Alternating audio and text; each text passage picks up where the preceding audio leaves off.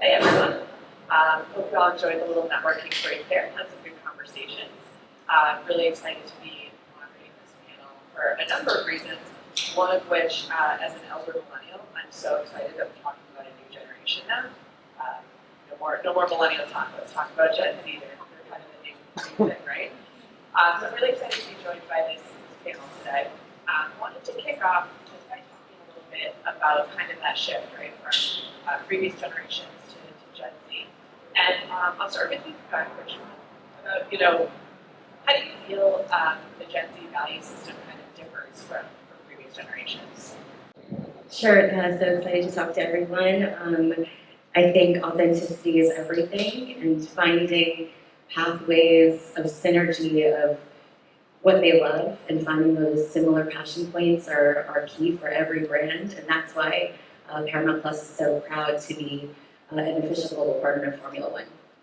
Amazing. Yeah, no, I love that you said authenticity, because I think that's the word that's come up the most, right? It's the word that came up when we were all connected before to kind of talk about this panel. I want to pass it down to you, Marco, in terms of authenticity. I think I've learned a lot more about FIFA since chatting with you, but would love to kind of hear a little bit more about how you're approaching authenticity with your brand. Right, this is a very good question. First, I have to say I've been 8 weeks in the role, so I'm just approaching my job rather than authenticity. But I tell you what I see, having been on the other side, on the Nielsen side before, and after 8 weeks in my role. We do a lot of stuff at FIFA. We do a lot of work to support football. We are a non-profit organization. We are fundamentally raising money to support the development of football. As probably you heard from my boss yesterday, there are a good number of the 211 federations who will not survive without getting our money. We also check carefully the way they spend the money. We have a department who is basically devoted to check how the money is spent, if there is integrity in the way they spend money. So we really look after this goal with maximum care. We don't tell this story well enough. We are still perceived like a commercial organization, raising a lot of money to promote big competition. That is part of the story. But if we do that, it's because there is another side that is leaving a legacy in every market where we organize a competition, like we have done in Australia, for instance, for female football, and promoting the development of football across the world. Yeah, I love that. That's such an amazing story to kind of think about how FIFA is giving back and how you lean into that story, right? And make sure your audience is seeing that part of the organization. So, Jayson, over to you. How are you kind of continuing to learn about Gen Z values, and what are you doing kind of with that information and thinking about how you're making decisions? So, I was just recently in Shanghai working on a project for Hennessy and the NBA called Hennessy in the Paint. And so, we're all about revitalizing communities and, being on the ground and kind of sharing and learning their values. And so, there was this area in the West Bund of Shanghai where there's a mixed use space where people shop, people live, and they also work. And so, the revitalization of this basketball court helped, create a new outlet for Gen Z to be able to participate and engage with the community. And it also helped them, have pride in the space that they live in. And so, I think being a part of and being in their community and understanding what their values are, I think that's one of the most important things. Yeah, no, absolutely. Oliver, you're kind of with an emerging brand, right? It's just getting onto the scene. How are you thinking about that? How are you kind of utilizing trends in the kind of general beverage space to think about, how you're bringing your product to market? I think it's a forever changing space, right? Social platforms, everything. I have a good team because I'm not as terrible at Instagramming myself, so I let them handle that.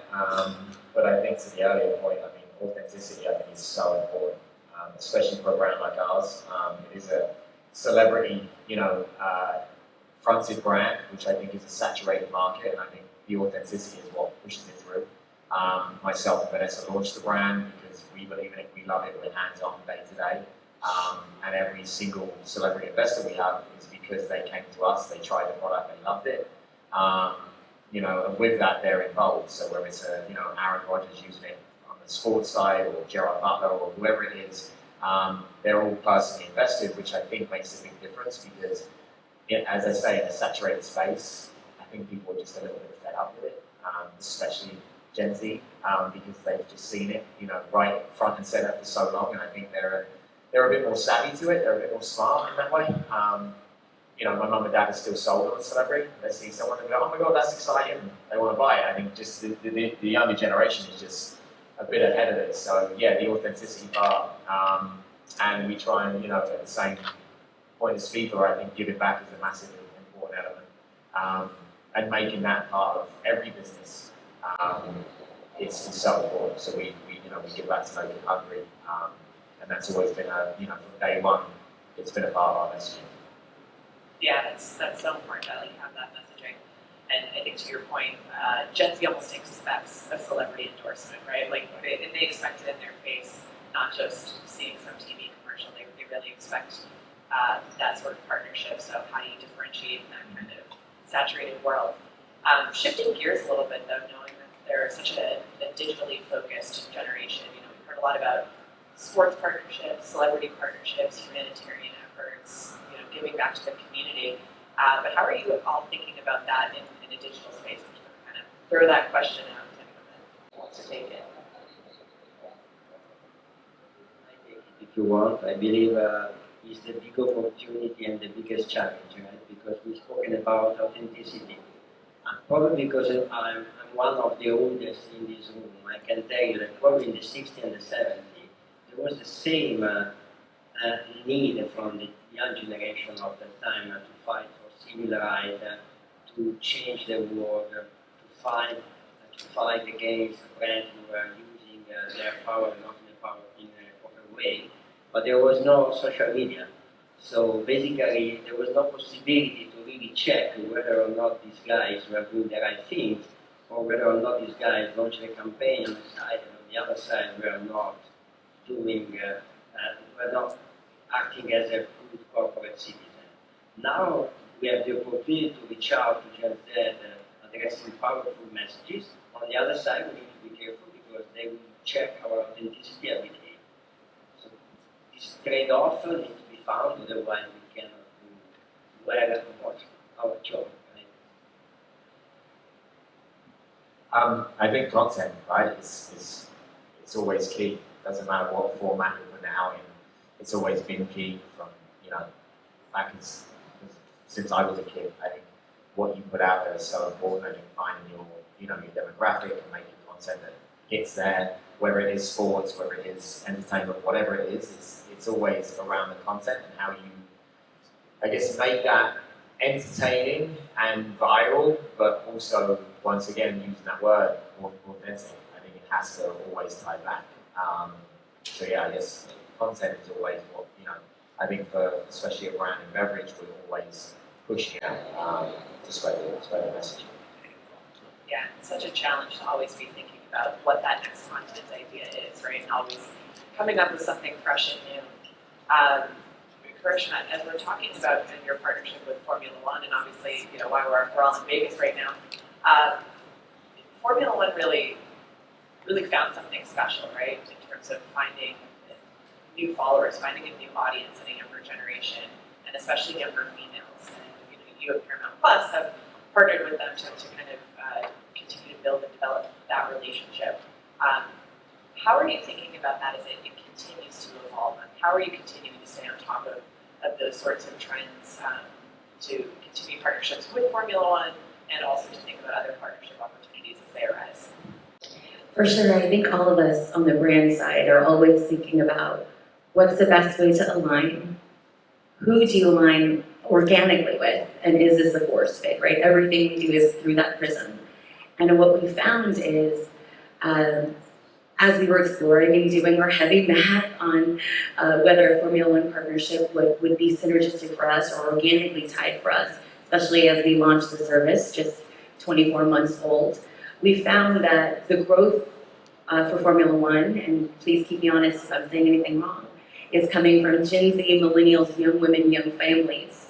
And we are proudly the youngest global partner on the grid, probably by 38 years. We're also the most cost-effective on the grid. I looked at an entry-level Rolex, which someday is $33,000, but a Paramount Plus subscription in the United States with Showtime is $14.99 a month. So when we did our math and we found that the growing demo that's coming to this sport, for love of sport, fits squarely with who we want to reach. And then the IP was everything, right? The IP that we found was somebody who watches Formula One, regardless of age, most probably enjoys Star Trek or grew up playing Halo like I did, on the console, which is now a show, a series on Paramount Plus.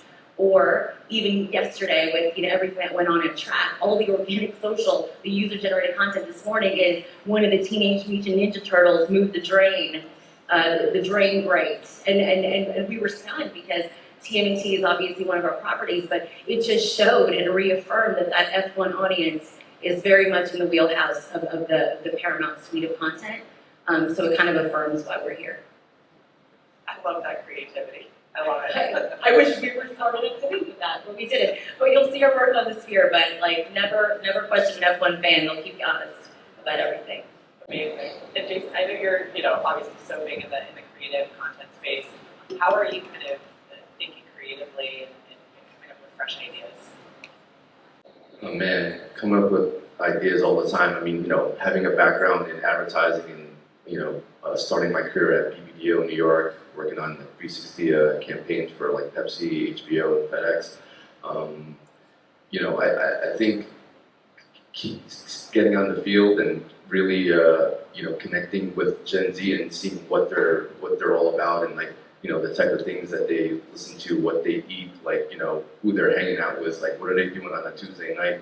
I think those are the type of things that where ideas come out of. Because once you're able to connect and know where their heads are at, that's when ideas start flowing. Yeah, no, absolutely. I have few more minutes. Okay. So I know we talked a little bit about sort of the shifting gears here now. I know we talked a little bit about good causes, humanitarian efforts, charities, and that sort of thing. It is such a socially conscious generation. How are you thinking about that and making sure you continue to stay authentic with your efforts there instead of just kind of looking like you're, doing something for charity just to kind of tick the box and be part of the cause? And how are you really working on being your authentic brands in that world of social consciousness?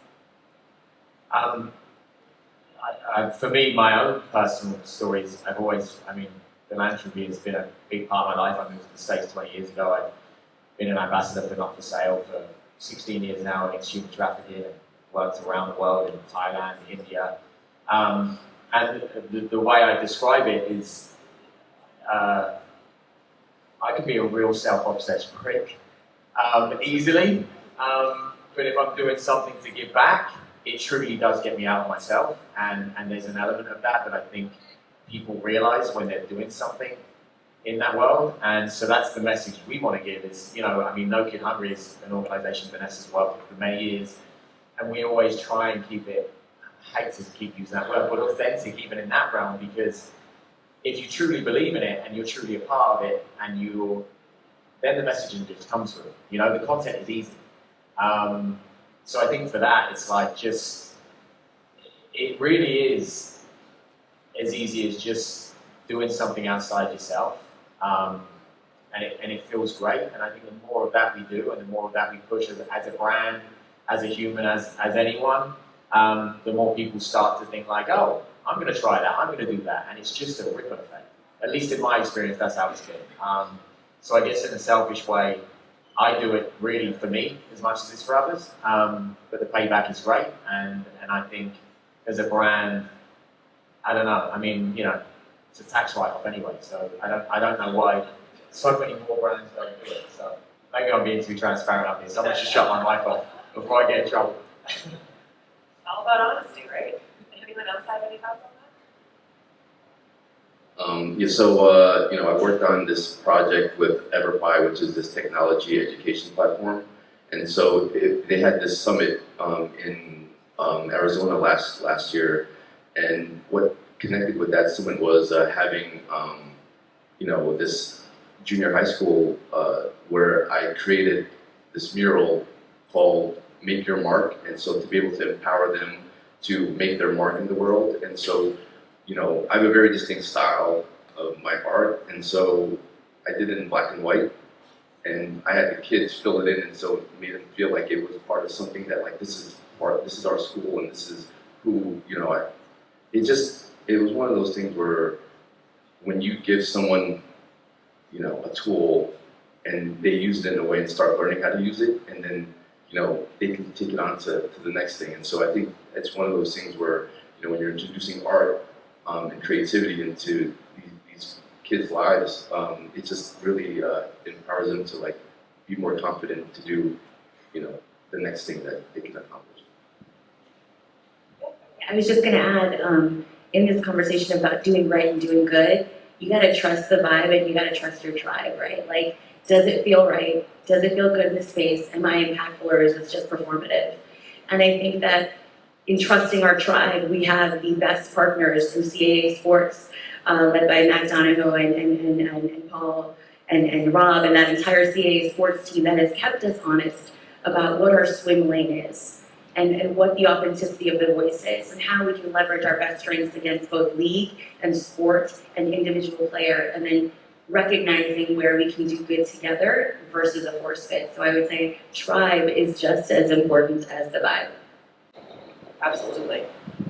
So, a couple of stories just made me think of this. Is this is a generation that more than ever before is part of the content development. Right, you're talking about kind of collaborating on the art with them. You're talking about the what they kind of came up with overnight with Teenage Mutant Ninja Turtles. How are you taking that user-generated content and embracing it in your own stories? I think we have at Paramount, and I'm proud of this because I've been in other places as well, a commitment to diversity and not in the performative space, but actually listening. And a true belief that good ideas can come from everywhere and it has nothing to do with your title.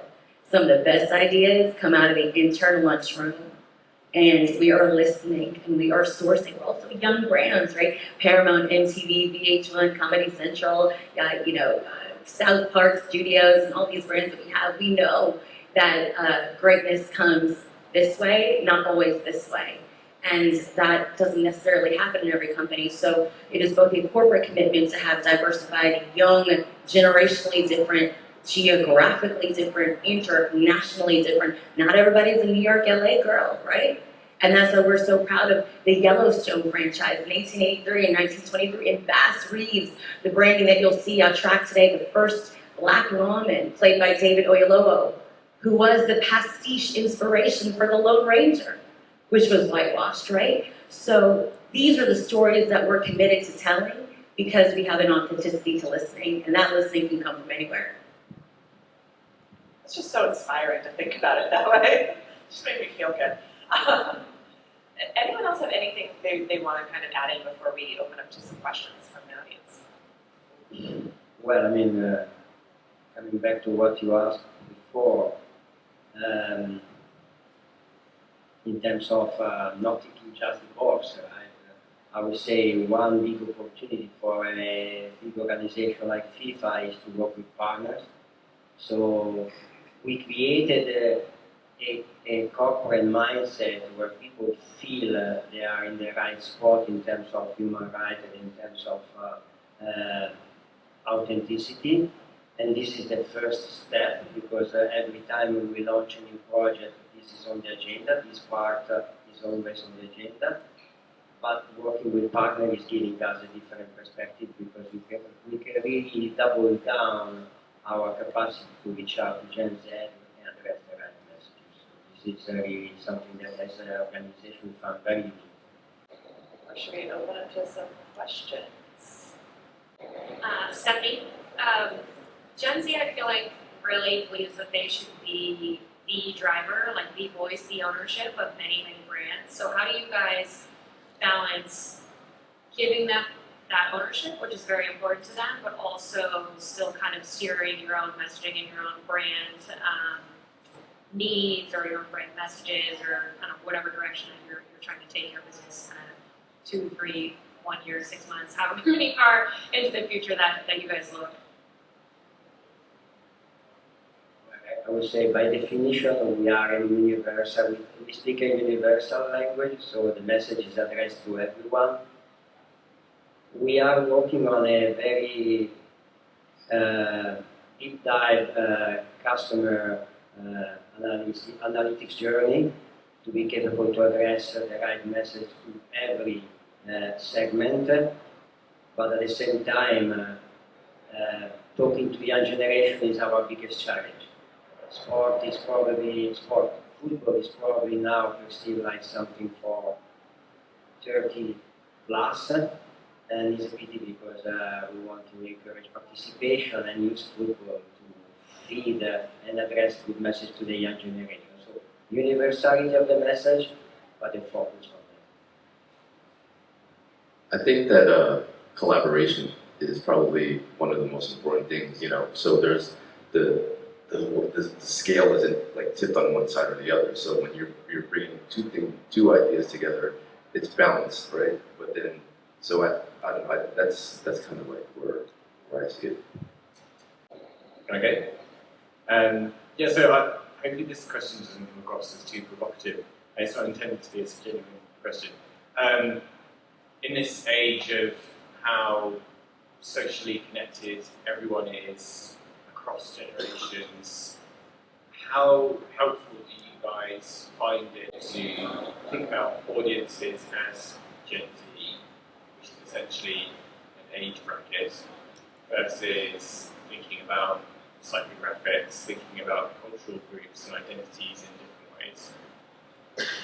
I'm going to be honest, I'm struggling to hear. There's like a fan right behind my head.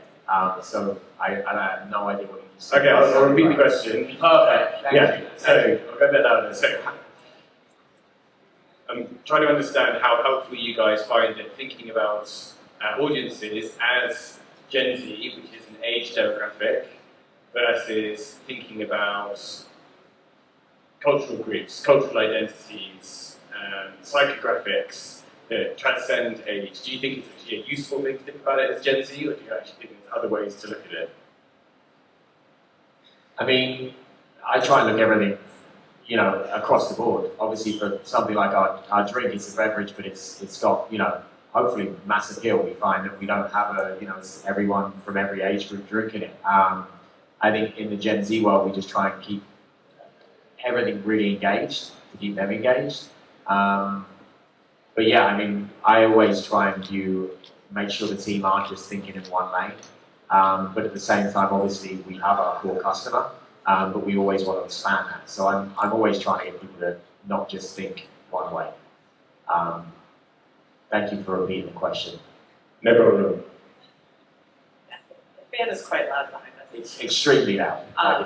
If I can It's actually like we're on a plane. We're flying and we're trying to shout down to everyone. If I can just give one more kind of answer to that question too, coming from the research and insight space myself, I think it's all about segmenting data in multiple ways, right? You can start with the overall generational view, but then cutting it down and shaping it and redefining it. I mean, we've done projects for clients looking at Gen Z, looking at kind of this onset of the popularity of F1, as a matter of fact, and looking at the subsets within that, right? So finding that actually the growth has come primarily from the female younger audience, right? Like just taking it one layer, getting some insights, and then keep digging and keep segmenting.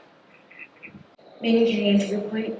I think as a content creative company, anybody will fail when you say, I am making content for Gen Z, or I am making Black content, or I am making, my least favorite, multicultural content. I'm making international content. There is no such thing. We all have intersectional identities. And to try to create content for what you think that person wants is a recipe for disaster. And what we found just in the content that we create is, if you create great quality content, it will be seen, rewarded, and respected. Maybe not as quickly as you want, but it will. And the example I have is, people often said when we were doing the Yellowstone universe or Lioness with Zoe Saldana and Nicole Kidman, if anyone has seen it, it's slow, old school, movie-style cinematic storytelling. The diss that you'll hear is, well, I just picked up after episode 3. We could have made it lively in episode 1, but it was a choice to do slow storytelling, cinematic style. There's 1,000 bison crossing, like we chose to do that, bucking the thought that Gen Z wants things faster and they can't consume 52 minutes in a row. They actually can, and they're actually loving it in Italy and all of LATAM and Australia and all the different countries that we are, and we have the metrics to prove it. So slow form storytelling, you think is not a Gen Z thing? Oh, it is. You just gotta respect the audience and not pigeonhole them into thinking they prefer content in one specific way. You actually partially just answered the second half of the question I was going to ask, so thank you. I did have one specific question for Oliver. You mentioned that you're going into a saturated space, and you knew it was a saturated space. So I'm curious, what did you see missing, or what did you think you could do better that allows you to say, even in that truth, I think we're onto something here? And then open to everybody.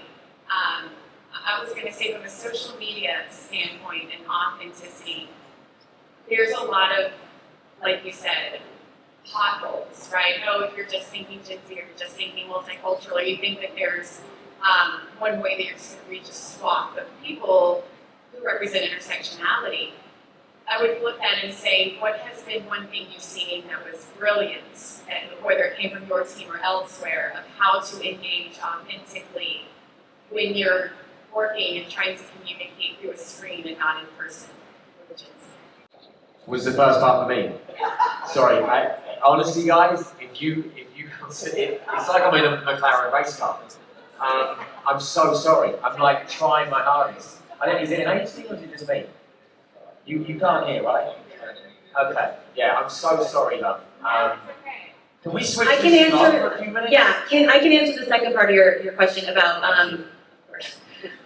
Also, we're going to make it up because we're reading lips. Awesome. No, you're killing it. I mean, I'll just scream at you. To the point of where it's worked and where it's been surprising. As global partners of Formula One, we specifically pick specific pieces of content to live in different races to appear. And you will see, and our partners at CAA, Max was there in Mexico, and Lucy was there in the UK, and we just finished Sao Paulo. We pick different pieces of content that are sometimes anachronistic. So we have a lot of Korean dramas, all Korean language.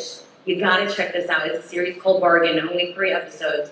And we blasted it in Brazil because, as Meaghan said, the research showed that we live in a borderless content world.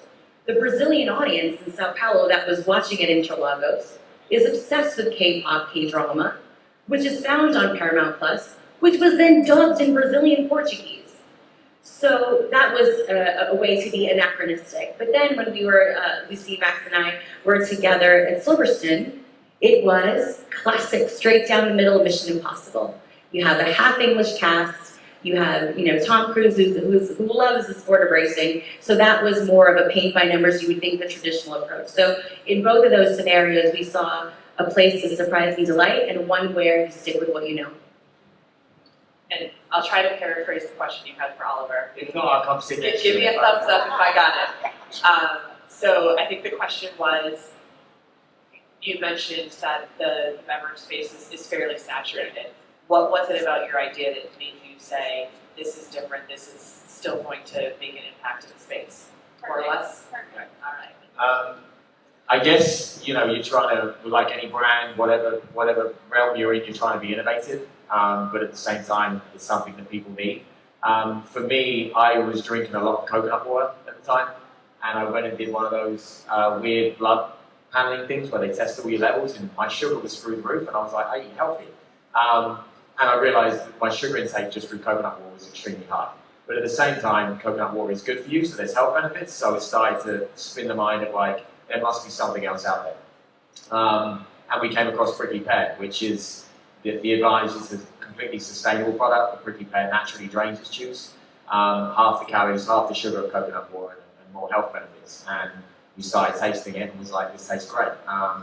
So yeah, simple answer is trying to find something that has the innovation so that we can differentiate ourselves to other products out there, but at the same time has the appeal, and you know, we're also sustainable and recyclable. So it was something that just ticked a lot of boxes, and as I say, I keep going back to the taste because I love the taste of it.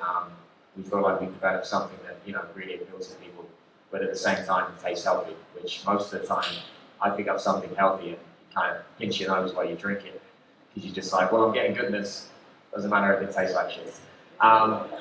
Anyway, I am sorry. I hate this gets for people to answer, you know, repeat the questions all the time, but it's a lovely noise. Anyway, it's really enjoyable. So if anyone wants to come up here and sit here afterwards to experience what it's like to be in an F1 car, we've got a real life simulator right here. It's a soothing white noise, right? You can It's take a horrible nice white nap. noise. It's not soothing at all. What do you sleep listening to?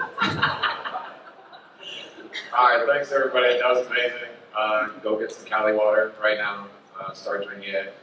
We are going to break for lunch, which I'm sure everybody's excited for. So thanks everybody on the panel. Let's go have some good conversations.